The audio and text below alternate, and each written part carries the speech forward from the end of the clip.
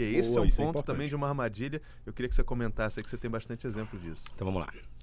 Na minha opinião, né, é um bom exemplo de empresas que têm austeridade em custos e muita abundância em receita e em lucratividade são o modelo Jorge Paulo Lema de Ser, modelo Ambev, Petrobras. Eles têm esse modelo. A austeridade é sempre gigante dentro das empresas, inclusive até na remuneração dos funcionários. O fixo é baixo, o variável é muito alto. Que é bom, que gera uma ambição, tem que ser controlada. Um outro tema eu só vou usar uma política de austeridade quando eu estou recuperando a empresa. Não, meu irmão, se você usa uma política de austeridade num avião que está decolando, voando, você vai voar mais alto. A política do turnaround, da austeridade, a política da empresa de stressing, ela tem que ser usada em qualquer empresa. Você imagina, você tem uma empresa boa e usa uma política de stressing dentro dela, ela vai ficar melhor ainda. Se a política, a cultura de stressing da austeridade, elas tiram uma empresa do ruim para o bom, imagina o que ela faz numa empresa boa. Né? Exatamente.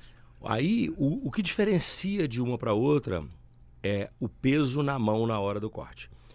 O corte adequado é aquele que gera a melhor rentabilidade com o recurso que você tem.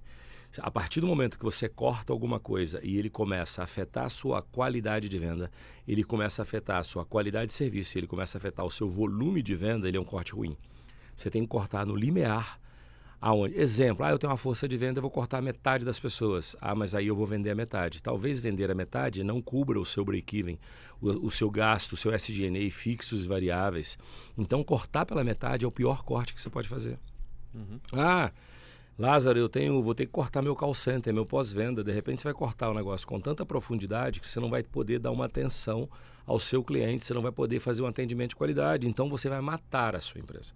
Então somente a experiência vai poder te mostrar aonde cortar, o quanto cortar e como cortar despesa dentro da empresa. Mas cortar despesa é fácil. Não, tem que ter ciência por trás. E é por isso tem que um bom planejamento financeiro é importante. É aonde entra. A gente falou muito de planejamento estratégico. Eu quero dizer para vocês, dentro do planejamento estratégico, todo planejamento estratégico e planejamento tático tem que ser revestido por uma peça orçamentária. E dentro de uma peça orçamentária tem que ter um plano financeiro. Fala, Lázaro, mas que merda. Eu faço planejamento tático, eu faço planejamento estratégico, eu faço orçamento. Aí eu faço plano financeiro? Sim, porque você tem que saber usar seus recursos. Sem dúvida. Como, quando e onde usar os meus recursos. Por isso é que quanto maior a empresa, mais sofisticação você precisa ter.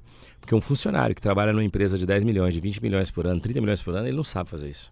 Não adianta, não sabe. A gente volta às fases do negócio. Volta às fases do negócio. E sobre implantação de orçamento, eu queria só colocar um ponto. Porque eu coloquei no início que implantação orçamentária talvez seja uma das coisas mais difíceis que eu já vi na rotina vamos dizer assim, da controladoria de uma empresa. E por quê? Porque é uma implantação que depende dessa rotina paranoica e diária. Porque se você não fizer o controle do seu orçamento diariamente, o que vai acontecer? Aquele trabalho que você não fez ontem acumula para hoje. Total. E o trabalho que você não fez hoje, ele vai acumular para amanhã e assim por diante. Então, e você não vai fazer. Você não vai fazer. Aí sempre tem as desculpas, né? E aí as desculpas. Eu não fiz porque meu sistema é ineficiente. Né? Não fiz porque eu não controlo o gasto. É porque eu controlo por regime de caixa e não por competência. E aí começam a vir as desculpas, né? Que de certo modo justificam a não implantação de um bom controle orçamentário, que é o que o Lázaro falou. O alicerce, né, para um bom planejamento estratégico é uma peça orçamentária. Se você não consegue fazer um orçamento adequado, nem faça um planejamento estratégico. Aí tem um ponto, só para passar a bola para ti, Emerson. Aí tem um ponto que é interessante, que muitas vezes é o seguinte: mas como é que eu vou montar o orçamento? Como é que eu vou montar o orçamento? Aí vem de duas formas. Tem gente que vê muito simples. Aí muitas vezes o empresário quer enxergar o seguinte: não, eu pego aqui a média dos gastos dos últimos 3 meses e projeto para frente. Não, você não está fazendo um orçamento. Isso não é uma peça orçamentária. Primeiro que não está conectado com o teu planejamento estratégico e com a tua visão de futuro. Isso, na verdade, é uma perspectiva do quanto você imagina, olhando para o retrovisor, que você vai gastar nos meses subsequentes.